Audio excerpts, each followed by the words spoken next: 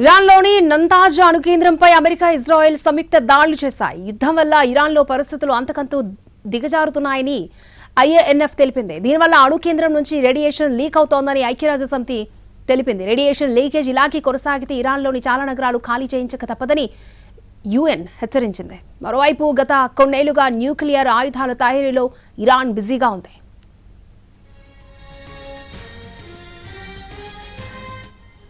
ఇరాన్లోని నంతాజ్ అణు కేంద్రంపై America, Israel సంయుక్త దాడులు చేశాయి. యుద్ధం వల్ల ఇరాన్లో పరిస్థితులు అంతకంతకు దిగజారుతున్నాయని ఐఏఎన్ఎఫ్ తెలిపింది. దీనివల్ల అణు కేంద్రం నుంచి రేడియేషన్ లీక్ అవుతోందని ఐక్యరాజ్యసమితి తెలిపింది. రేడియేషన్ లీకేజీ ఇలాగే కొనసాగితే ఇరాన్లోని చాలా నగరాలు ఖాళీ చేయించక తప్పదని యుఎన్ హెచ్చరించింది. మరోవైపు గత కొన్నేళ్లుగా న్యూక్లియర్ ఆయుధాల తయారీలో ఇరాన్ బిజీగా ఉంది.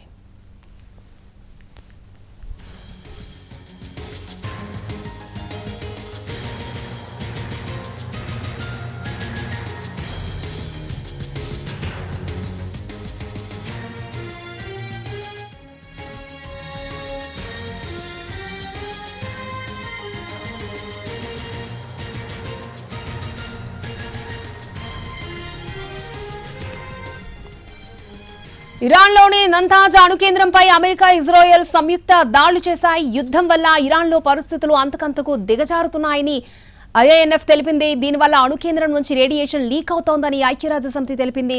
రేడియేషన్ లీకేజీ ఇలాగే కొనసాగితే ఇరాన్లోని చాలా నగరాలను ఖాళీ చేయించక తప్పదని యుఎన్ హెచ్చరించింది. మరోవైపు గత కొన్నేళ్లుగా న్యూక్లియర్ ఆయుధాల తయారీలో ఇరాన్ బిజీగా ఉంది.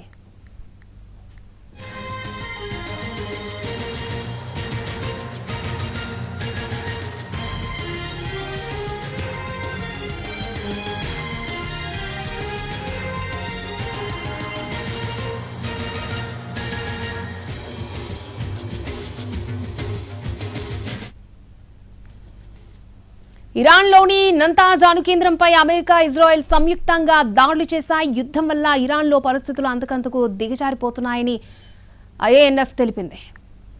దీనివల్ల రేడియేషన్ లీక్ అవుతోందని ఐక్యరాజ్యసమితి తెలిపింది. రేడియేషన్ లీకేజ్ ఇలాగే కొనసాగితే ఇరాన్లోని చాలా నగరాలను ఖాళీ చేయించక తప్పదని యుఎన్ హెచ్చరించింది. రైట్, పూర్తి డీటెయిల్స్ మా ప్రతినిధి రాజు మనకు అందిస్తారు. రాజు,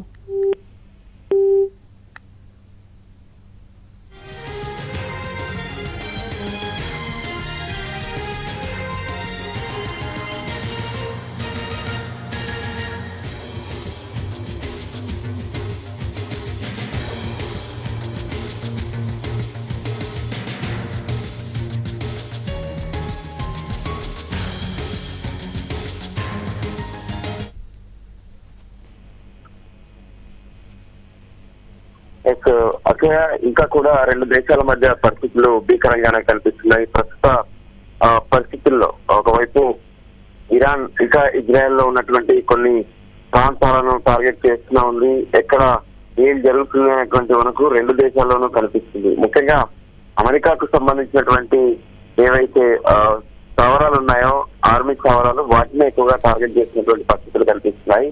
అందులో భాగంగానే దుబాయ్ లో కావచ్చు, మిగతా దేశాల్లో కూడా ఒకవైపు ఇంకా దాడులు కొనసాగుతున్నారు. ఈ పరిస్థితుల్లో ఇప్పటి వరకైతే ఉద్రిక్తలు స్థాయికి చేరుకుంటున్నాయి. అయితే మిగతా దేశాలు మాత్రం ఇప్పుడున్నటువంటి యుద్ధ పరిస్థితులు వెంటనే శాంతించాలని కూడా కోరుకుంటున్నాయి. ముఖ్యంగా ఇరాన్, టెహ్రాన్ సహా ఎన్నో కీలక సైనిక స్థావరాల పైన ఇప్పటికే ఎక్స్పెక్ట్ జరిగితే గల్ఫ్ ప్రాంతంలోని మొత్తం ఈ అమెరికా స్థావరాల మీద ఒకవైపు ఇరాన్ టార్గెట్ చేస్తూ వస్తుంది. అంతేకాదు రెండు దేశాల మధ్య కూడా సరిహద్దు ప్రాంతాల్లో ఒకవైపు భారీ స్థాయిలో సైనికులను మోహరిస్తున్నారు. అంతేకాదు ఎయిర్ స్ట్రైక్స్ కొనసాగుతూనే ఉన్నాయి. అందుకే ఎయిర్ స్పేసెస్ ను కూడా మొత్తం క్లోజ్ చేసి పెట్టారు. ఇక రెండు దేశాల మధ్య ఏదైతే యుద్ధం కొంత పెరుగుతున్నట్టుగా తెలుస్తుంది. ఉదయం ట్రంప్ ఇచ్చినటువంటి ఏదైతే తన మాటల ద్వారా చూస్తే కనీసం 4 వారాల పాటు ఈ యుద్ధం జరగచ్చని కూడా ఆయన స్పష్టం చేస్తున్నారు. సో దానికి అనుగుణంగా ఈ పరిస్థితి అయితే మరింత తీవ్ర రూపం దాలుస్తుందా, లేదంటే శాంతిస్తారనేది కూడా కీలకంగా కనిపిస్తుంది. వాస్తవానికి ట్రంప్ ఇప్పటికే ఏ విధంగానైతే ఇరాన్ చర్చల కోసం ప్రయత్నం చేస్తుందని ప్రకటించారు. కానీ ఇరాన్ మాత్రం ఎక్కడా కూడా వెనక్కి తగ్గేది లేదు. తమ బలమేంటో చూపిస్తాం, సరైనటువంటి యుద్ధాల్లో మిగతా ప్రత్యర్థులను ఏ విధంగా టార్గెట్ చేస్తామంటూ కూడా స్పష్టం చేసినటువంటి పరిస్థితి ఉంది. దాంతోనే ఇప్పుడు గల్ఫ్ దేశాలతో పాటు ఇరాన్, ఇరాక్ తో పాటు మరికొన్ని దేశాలు కూడా తీవ్రంగా ప్రభావితం అవుతున్నాయి. మరోవైపు ప్రయాణికులకు సంబంధించి కూడా వివిధ ఎయిర్పోర్ట్స్ లో మొత్తం ఎక్కడి ప్రయాణికులు అక్కడే ఉన్నారు. దాంతో ప్రయాణికులు సైతం తీవ్ర ఇబ్బందులు పడుతున్నారు. ఈ పరిస్థితిని ఎప్పటికప్పుడు భారత్ మాత్రం నిశ్చితంగా పరిశీలిస్తుంది. అక్కడ ఉన్నటువంటి పౌరులను సురక్షితంగా వెనక్కి తీసుకురావడం వంటి అంశాలతో పాటు అంతేకాదు ఈ ఎఫెక్ట్ భారత్ పైన ఏ విధంగా ఉంటుంది, అది ఆర్థికంగా కానీ లేదంటే ఇతర రూపంలో అనే దాని మీద కూడా ప్రత్యేకంగా ఒకవైపు పరిశీలిస్తూనే మరోవైపు మన దేశంలో కూడా ఎక్కడ ఎటువంటి అల్లర్లు జరగకుండా కూడా కొన్ని కీలక నిర్ణయాలు తీసుకుంటూ రాష్ట్రాలను సైతం హెచ్చరించారు. అక్షయ.